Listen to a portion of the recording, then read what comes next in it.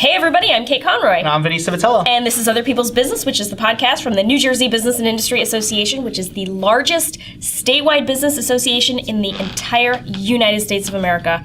For more info on us, visit njbia.org. Shout out to New Jersey Manufacturers Insurance. They provide home, auto, and workers' comp insurance, and they're the official sponsor of the show. It never gets old saying that. Yeah, it totally. never gets old. Check them out if you need some insurance.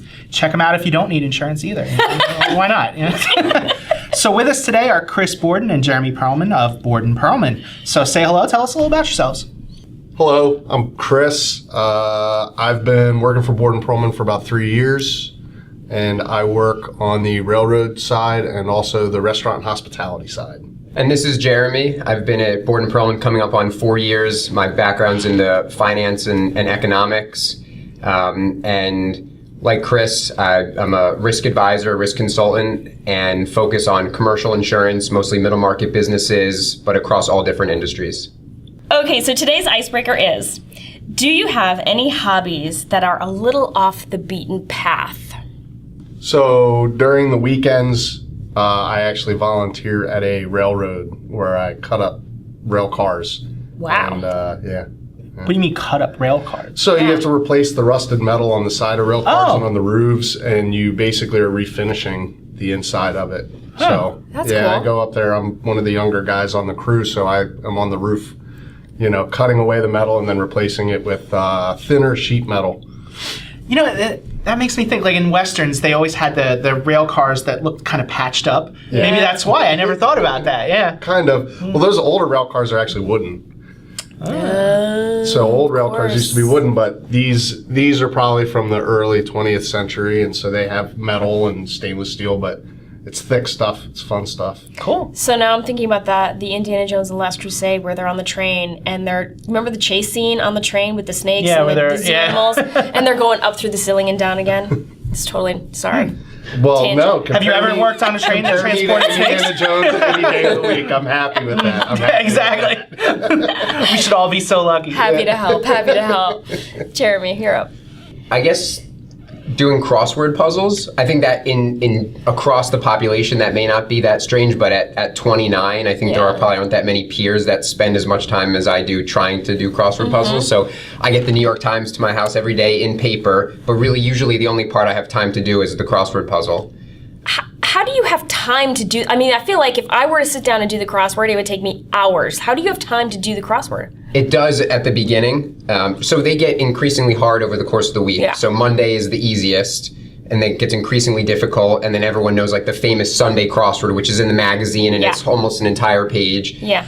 So it does get shorter over time, the amount of time it takes you to do it. But I usually do it once my wife has fallen asleep, and I'm saying to myself, I also should be going to sleep now, but I really want to do this, so I'm going to stay up 10 or 15 or 20 minutes longer than I should and feel it in the morning. But it's an important part of my life. And it helps 10 me. minutes. Yeah, it is. It makes all the difference. It's like agree. snoozing for 3 Hey, minutes. you Like, get on your schedule, and if you break that schedule for any reason, you feel it all week. So. Yeah. Totally agree. But it's like a full, it takes my full focus. I don't think about anything else while I'm doing it. So it's sort of like meditative in a way. And then it has that sense of accomplishment at the end, or major frustration if I can't finish it. Well, that was going to be my next question. Do you regularly finish?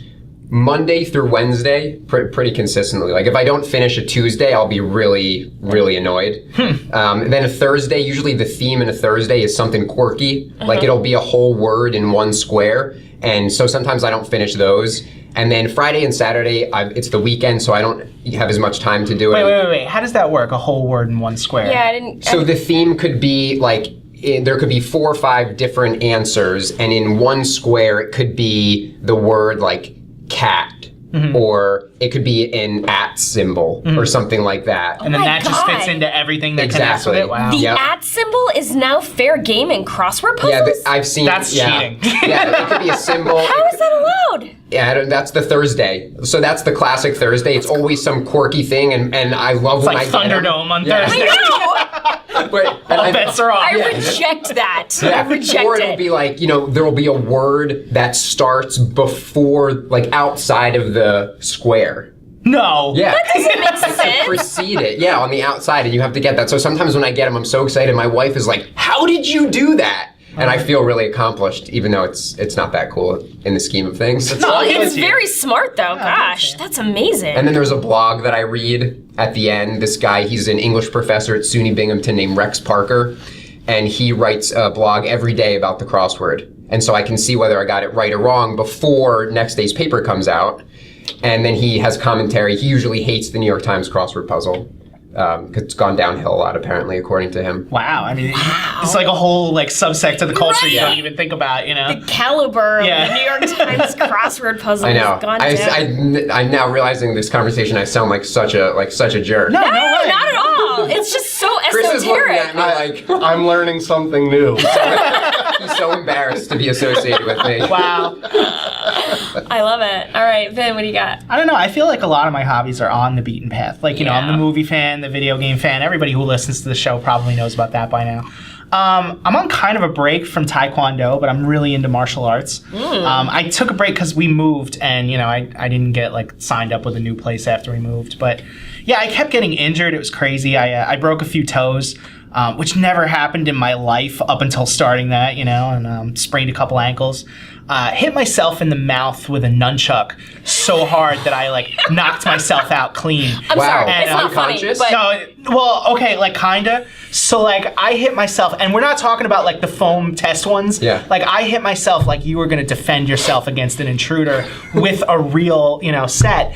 And, just went straight to the floor. Like, you know, it wasn't even, didn't even think about it. It wasn't like, it was in my house. I was home alone, which is even worse. Yeah. Because, like, you know, at least if somebody was there with me, they could have, like, called 911. Right, Yeah. you don't Which have life alert. absolutely should have happened, you know. I'm thinking of like a Marx Brothers movie. Yeah, it was pretty much. Like slapstick. So there was a period there where I'm just on the floor, not even thinking about anything. And then I start to kind of like come to in Yeah. a way where I started worrying about my teeth because I hit myself directly in the mouth.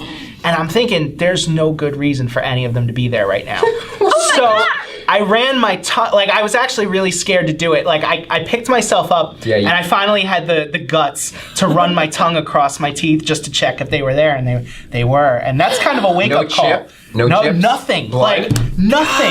Well, okay, so I had a gigantic bruise on my face for a while. It looked really like ugly too, like the purple, the green, all that. But I've been on a break, so you know. I was going to suggest you to a martial arts school near us, but not anymore. Not anymore, I guess. Yeah. So now when I practice, it's with the foam ones that, you know, you should always be practicing with the foam ones. But God. yeah, it just doesn't look as cool when you're. It's totally traumatic. Yeah, Oh my sorry. God. So that's probably the only off the beaten path hobby that I really have. That's amazing. Had. I No, hope I'm had. on a break. I'm not giving it up forever. You know, it's just you get lazy and you don't sign up with a new school when you move, and then, you know, 2 years later, you know, we talk about New Year's resolutionists on this show a lot. Yeah. Somewhere around like December, I'm gonna be like, wow, I really need to lose weight, and that's when I'm gonna sign up with another school. Which discipline do you focus on? Well, it was Taekwondo. I'm not at like the black belt level where if you're like gonna ask me what my specific style was, but Oh, no. but yeah, it was Taekwondo. Paint the fence. Right? Yeah. It's like Mr. I was Miyagi. really good with the nunchaku and the sticks, but I maybe not so great with the nunchaku now that I'm thinking about it. But I'd like to think I was. But yeah, how about you? What do you do that So people mine don't know is about? kind of weird. Like, it's kind of old lady-ish, but I quilt. Mm-hmm. Like, I find it to be really soothing and zen. It appeals to both my need to be creative and my need for the math to work. Do you know what I mean? Like, Okay. the measurements all have to be perfect. But I'm really bad at, like, decorating. I don't know how to, like, go to a fabric store and pick fabrics that will match and go together. So I started doing quilts made out of, like, previously worn clothing. So I've got t-shirt quilts and things like that, yes. So, God, it's so weird that it's been this long, but like 9 years ago, I started a very small like business where I do that on the side. It's like the side hustle. Yeah. Yeah. So What's the name of the side hustle? it's a side hustle. No, I said what's the name of the side hustle? Oh, what's the name? Side hustle. Side hustle. So in case you want to give yourself a free plug here. You know. Well, I wasn't going to, but okay. I guess I will. It's called Quilts by Kate. Okay. Yes, and you can find me at quiltsbykate.com. It's On Etsy too? No, I don't do Etsy. Okay. Oh, you should totally do that. Yeah. I tried and it didn't work. Because that's where everybody goes for the crafty stuff. I know, it didn't work. But you know what? I had enough. Yes, I've got a huge. It's funny. Can you sell directly on Pinterest? No, I've never. no. But you know what? I scroll through Pinterest on a daily basis, and quilting stuff comes up, and I will see my work that is posted on my website that other people have pinned to Pinterest, and I'm like, that's me. Nice. Wow. Yes, isn't that cool? So That's people, how you know you've arrived. I know. yeah. So people can send you T-shirts and say, like, can you make a quilt out of this? You may have a customer right here. Oh, nice. Okay. Yeah. I'll give you the friends and family rate. I was just thinking maybe I'll Awesome. do one with the baby's right. clothes one day when she grows out Yes, of it. I'm actually working on a crazy quilt made out of baby clothes right now. What's a There's crazy quilt? A crazy quilt is a quilt where there is no rhyme or reason to how the squares fit together. Whatever happened to the math? You know? The math has, so each square is 12 inches by 12 inches. So that means that the quilt is 60 by 60. Okay, so they don't all have to within- line up corner to corner is what you're saying. No, they do, but within the square itself, they can be crazy. Okay. Yeah. So I have T-shirts stacked in my room in my parent's house Yeah. that I've been saving for Everybody does. for who knows why. Yeah. But I think once this whole quilting theme came out, that was like that's what I need to use them for. I'll tell you, I have at least 2 in my house, and they're all my own T-shirts. And one is on a quilt stand because it's really old and kind of delicate at this point. And the other one lives on my couch. And every night I sit down on my couch with a glass of wine, and I pull the quilt over me, and I turn the TV on, and my little cat monster jumps up on my lap, and we have a lovely evening together. It is wonderful. That sounds awesome. Yes, it is. And the quilt is key. Yeah, that's key. All right. I'm excited. So let's hear a little bit about Borden Perlman. So Borden Perlman, we do risk management and consulting for, as Jeremy was saying, middle market businesses. Biggest section of ours is on the commercial side for businesses. Been in the local area for 100 years, but yeah, that's our specialty. We have many specialists within that can basically meet any need of any business in the area. So actually, when I met you guys for the first time, I assumed, given your names and your company name, that you guys started the company, but not so much the case. It's a family business, right? Yeah, absolutely. So Chris and I, as he mentioned, so we're both part of the 4th generation of the business. So my grandfather's uncle and Chris's great-grandfather started business together in Trenton in 1915.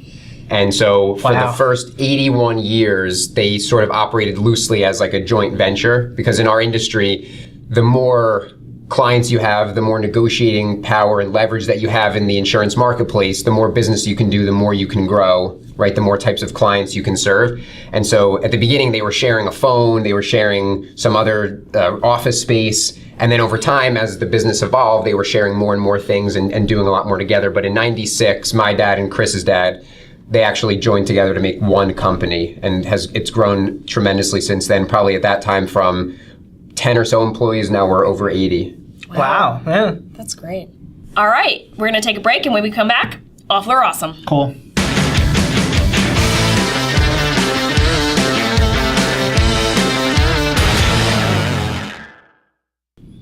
Okay, we're back, and it is time to play the game that is now regionally famous. It is called Awful or Awesome, and I'm not even kidding. I have friends who will live text me as they're listening to the show with their answers to these questions. All right, so I'm going to name 3 things, and you have to decide quickly if they are awful or awesome, and be prepared to defend your answers. Are we ready? I'm born ready. And before you start, we do one at a time? Yes. Yeah, sure. Okay. One at a time. All right. Yeah. All right, so the first one is gluten-free diets. Awful. Awesome. I have to say awesome because my wife is going to listen to this. All right, well, I should clarify. If you do not have a medical condition celiac disease, necessitating a gluten-free diet, it's just something that you like to do because you're, I don't know, wheat-free It's a fad, or something. yeah. It's fad diets, I guess. Oh, so you're just saying if it's she's- not medically necessary. Right. Yeah, exactly. medically necessary. If you have celiac disease, that's not Obviously, a you should be diet. That's gluten- how you need to eat. That's exactly right. So, yeah, that's true. Okay. It's for everybody else who heard maybe Gwyneth Paltrow say like gluten is terrible for you, and you know you're gonna grow like a third bicep I have a somewhere gluten if you allergy. give it up. Well, there's the book Wheat Belly, and I think that was what a lot of what gave rise to the fad Right. about how. I think you're right. So I think if it's not medically necessary, it's sort of awful because some of the most like amazing foods and things that I love actually have gluten in them. Of course, because gluten is delicious. It's like in everything. Right? Yeah, but I do think from a health standpoint, there probably is some truth to it. Probably. You know, but I mean, you could say that about bread in general. It's a carb. It just turns right to sugar. And I mean, is that really because it's gluten, or is it because it's carb? And do you need to go, I mean, if you're going to avoid carbs, fine, you're going to avoid carbs. Right. But do you need to go out of your way to buy the gluten-free version of that, you know? If you're avoiding carbs, that's fine, and you're doing it for a health reason, great. But then you should avoid everything else. That's exactly right. Everything else in your diet that is also bad for you. Yeah. Right. The gluten-free bread is still carbs. I think there's Like, just it's a lot still- of misinformation around it. Like, I remember, do you ever see the movie This Is the End? Yes. So yeah, Seth Rogen is having a conversation where he's telling Jay Baruchel like why he's on this gluten-free diet. And he's like, yeah, gluten is just an umbrella term for anything that's bad, like calories. That's gluten.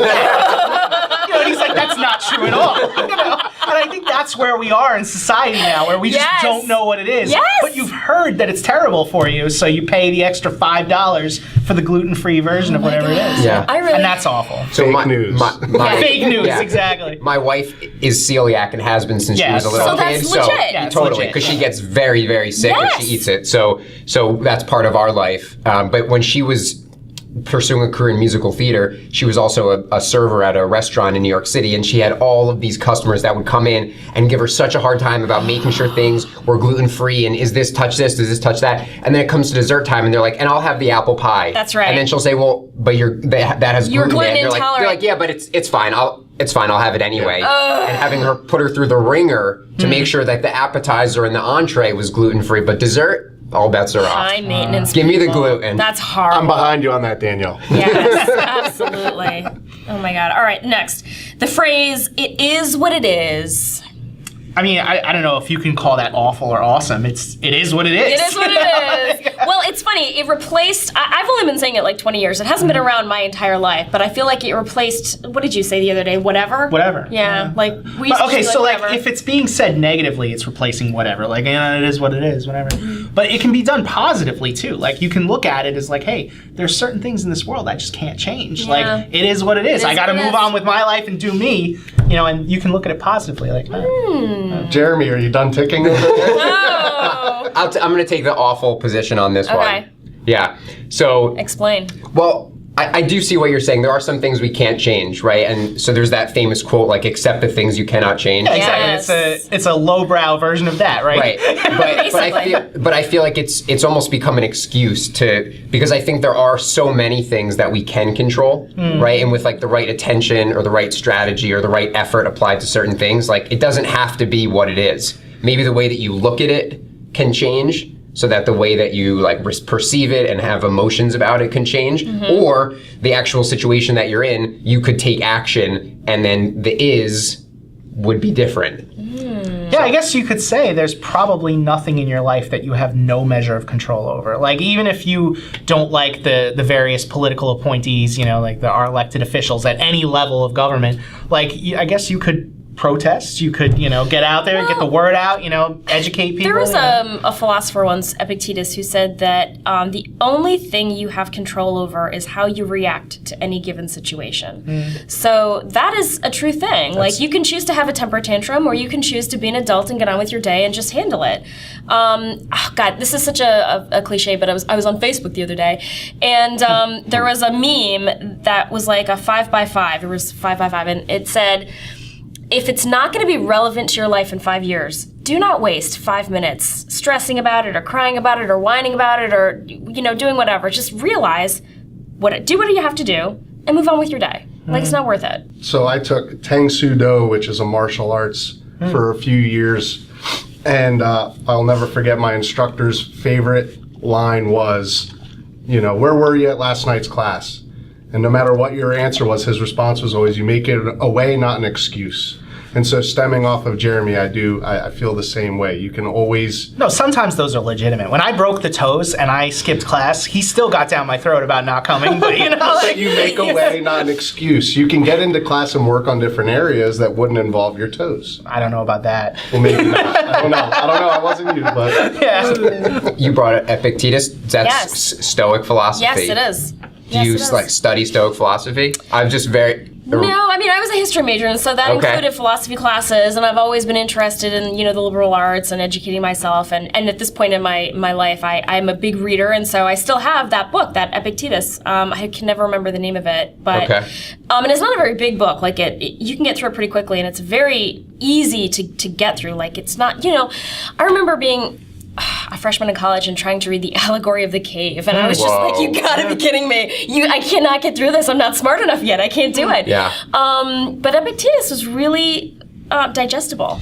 So I have a book next to on my night table, and it's Stoic philosophy, but it's one little, like a paragraph or a couple sentences for every day of the year. Wow. And then with about a paragraph or two of interpretation about that, and a lot of it's Epictetus, Marcus Aurelius. Yeah. And so right before going to bed, in addition to the crossword puzzle, I also spend a couple minutes reading just the one from that day, and I try to do it every day. And it was a book that was given to me as a gift, and Stoic philosophy isn't something I ever knew about before, but I do it every day, and it does give you that perspective. Yeah. It's got to help you out with the crosswords too, I imagine.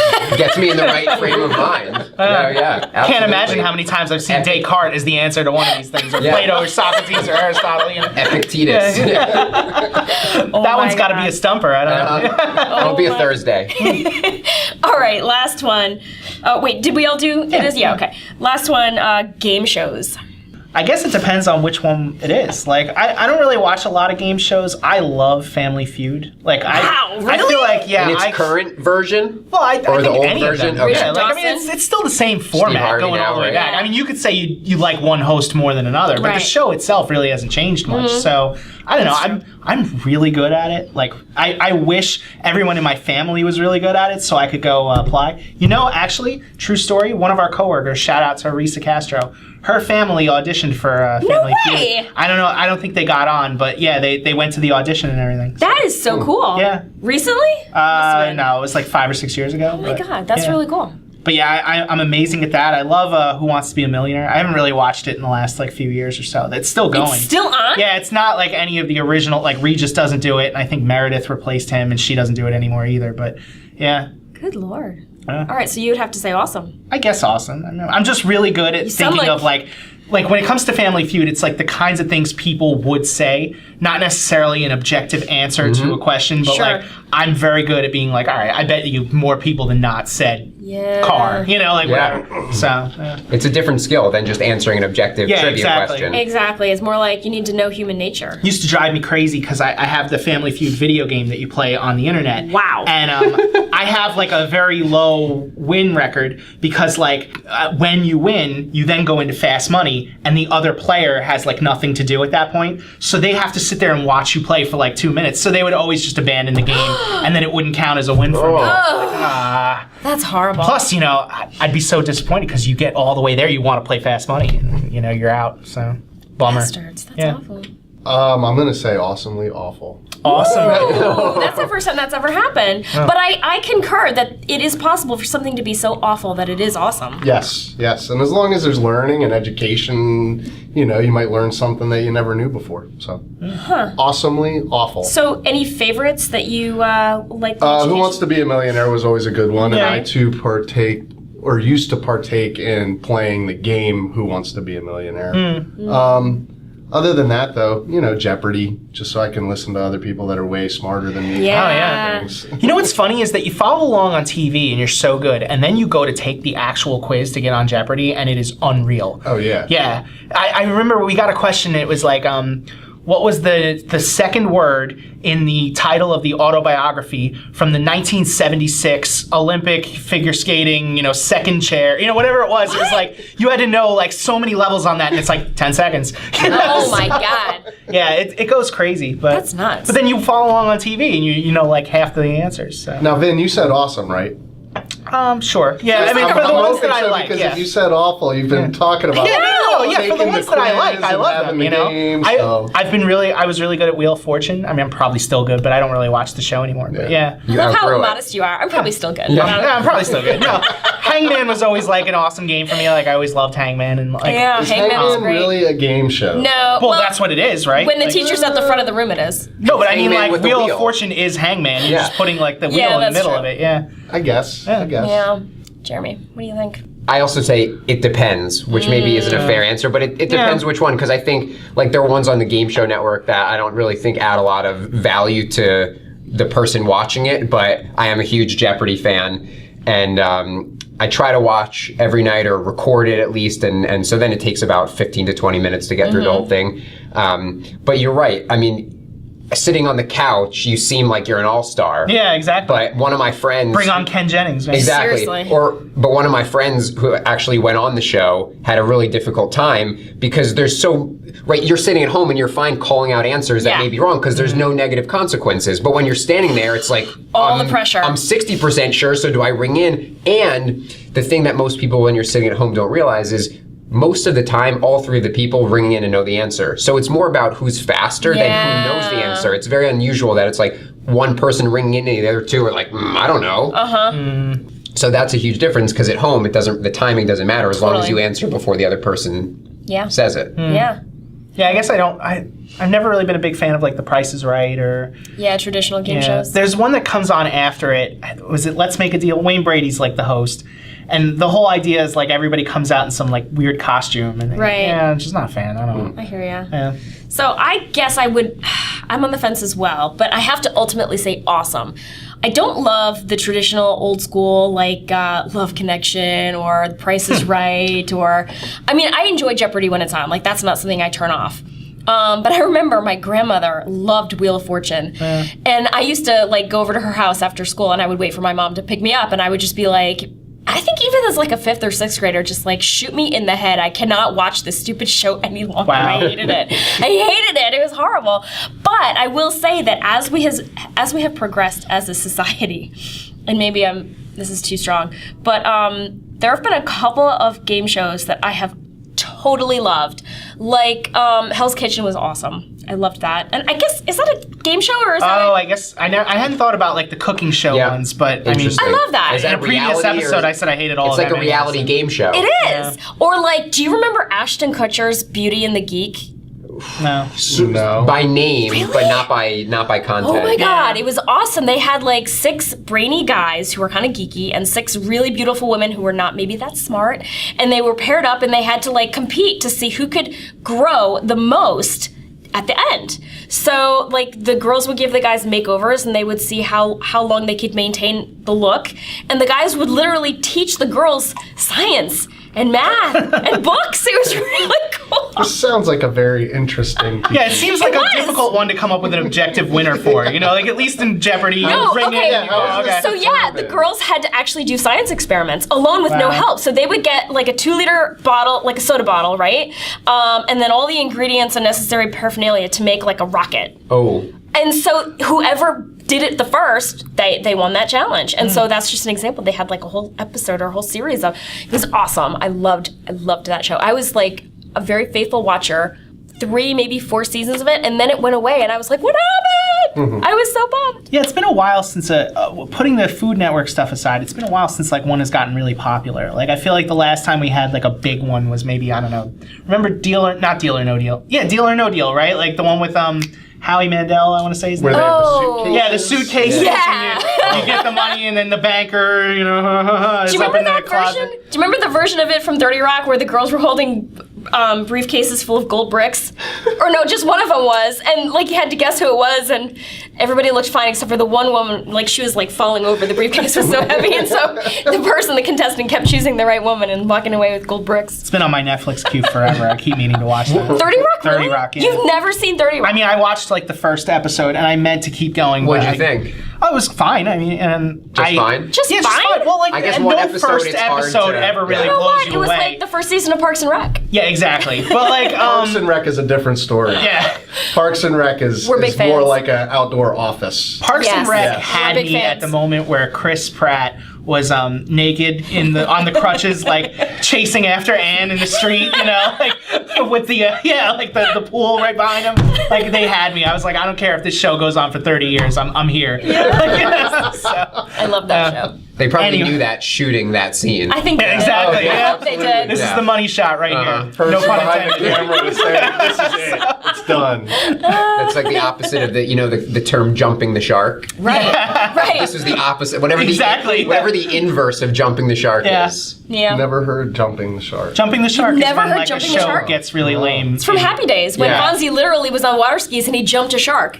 Oh. And the that's idea whenever- was like, right. all right, is this where we're bringing the show Right. now? Like, this is what we need to do for entertainment. So from there on out, every show that gets bad has a moment where it was like, all right, that was the turning point. Yeah. That's when it jumped the Jump shark. the shark. Yeah. Yeah. Growing up, my parents are very quick to like be done with the show because of something like that. Yeah. Really? So I would say they're like premature shark jumpers. Okay. They'll say like, it jumped the shark, we're Yeah, done. we're out. I'll be like, Mom, give it one more try. Give it beyond the theme song of the Yeah, second exactly. episode. Come on. Yeah. But I guess growing up in the Happy Days era, like that was very sensitive for them. Totally. It scarred them deeply. Apparently. Jumping the shark. Jumping the shark. All right, so I know you guys have very different backgrounds. Tell me about your individual roles at the company. This is Chris. For me, individual role is the railroad, which has me traveling all over the Midwest and East Coast to different conferences, conventions, railroads, working on the railroads. All the Like live long song. day. Yeah. I'm so glad was you coming said out. it. It always comes out. I just couldn't whenever I resist. say I'm it. sorry. I don't know what to tell you. But then the restaurant hospitality side on what they call the traditional side of commercial insurance, because, I came from 15 years in customer service, a little bit of construction mixed in and some other backgrounds, but mostly restaurant industry. And 3 years ago, just decided to hop on. So restaurant hospitality is my traditional side. And then for me, I mean, we're doing similar types of work. So what we focus on a lot is working with middle market businesses that don't have their own internal risk management department. So like a Fortune 500 company like a Walmart, they probably have a risk management department of 100 people or more and a chief risk officer. But a company of 200 people or 50 people doesn't have anyone or a team of people internally that every day think about how risk impacts the company, right? So how to lower risk, whether it's operational risk or financial risk. And so that's really what I focus on. So working with clients, and we have a team in our office that does this as well, that try to help them operate their business better through the lens of risk management. Nice. So, anything coming up at the company you guys want to promote? Well, we got you here on the air, got a captive audience. Well, one thing that Chris and I are doing, this is sort of outside the scope of the outside of Borden Perlman. Okay. But we, within the last year. I'll allow it. Okay, thank you. Thank you. Just this once. Yeah. It's my one plug chance.